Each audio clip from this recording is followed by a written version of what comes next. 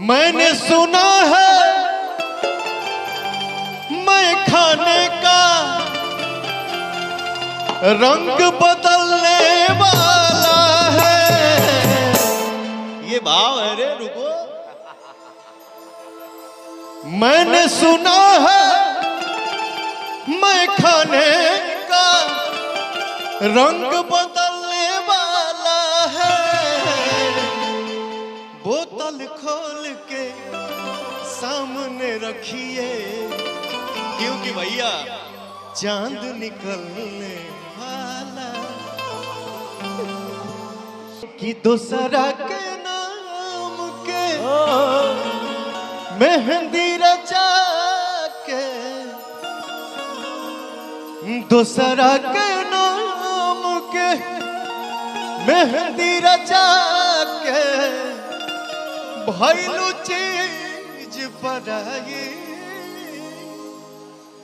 कि प्रीतिया औरी कितना सताई। लेकिन अभी हम लोग के सताई बा नो। कमरिया करेला पाला लॉलीपॉप लागे तू, कमरिया करेला पाला लॉलीपॉप लागे तू। मुझे लगता है कि ये जो मैं सुनाने जा रहा हूं इसको भी मेरा भोजपुरिया संसार बहुत प्यार करता है, जो मैं अपने भैया के लिए कहना चाहता हूं। मोठवा तोहार जैसे भोर के किरनिया,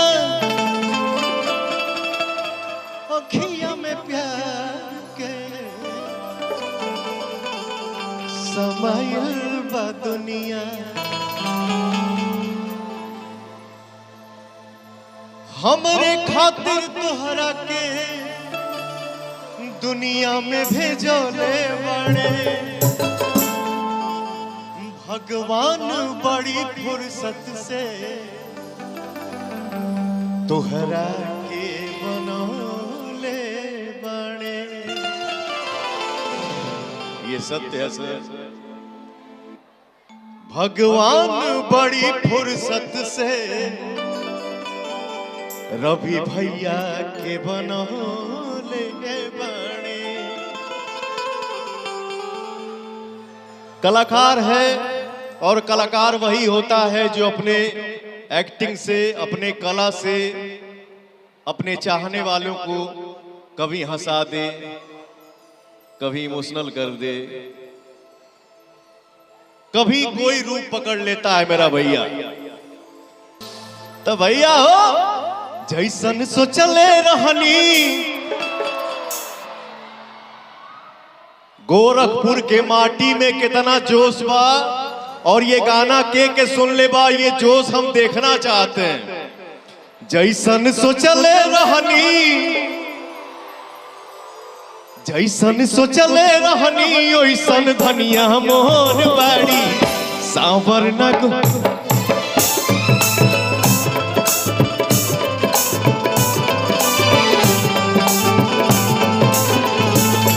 जैसन सोचले रहनी, जैसन सोचले रहनी ओइसन भैया मोर बाड़े। जैसन सोचले रहनी ओइसन भैया मोर बाड़े। सांसद भेजो, जैसन सोचले रहनी ओइसन भैया मोर बाड़े। सांसद भेजो बाड़े हो।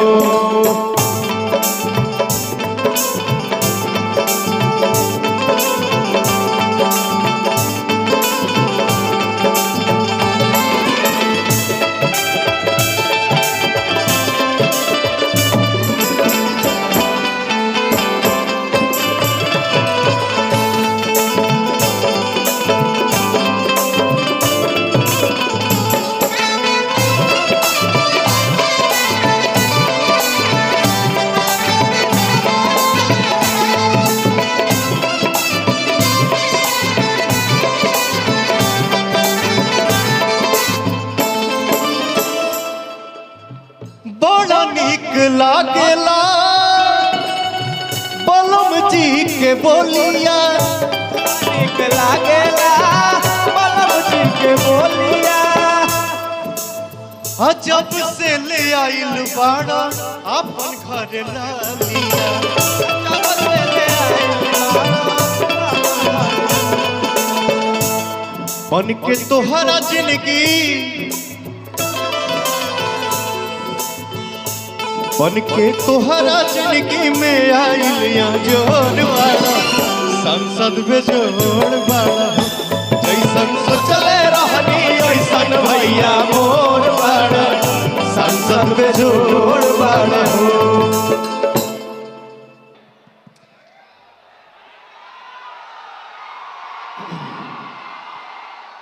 मेरे कुछ भाई देखिए भैया अपना प्यार दिखा रहे हैं, लव यू। वाह भैया ये इनका नाम है विनय तिवारी, वाह। और इनको क्या बोलते हैं आपको भैया? सेकंड पवन सिंह। सेकंड पवन। अच्छा, ये गाना बढ़िया से, वाह। एक लाइन गुनगुना कर एक गाओ बेटा, गाओ। मैं चाहूंगा भैया कि उसमें आप भी एक लाइन गा देंगे, ये सब लोग सुनना चाहते हैं।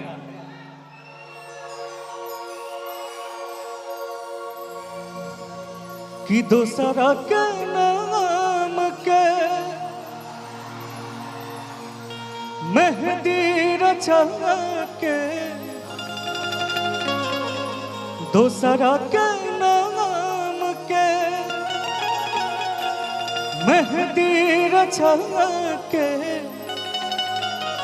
भैलू चीज पराई कि प्रीतिया और कितना सताई। छोटे भाई को अब लखनऊ बाय रोड जाना है, सवेरे की फ्लाइट से प्रचार में जाना है महाराष्ट्र में। अब वो शुरुआत हुई जेकर इंतजार पूरा गोरखपुर कहत रहे, सुनत रहे मीडिया बंधुओं।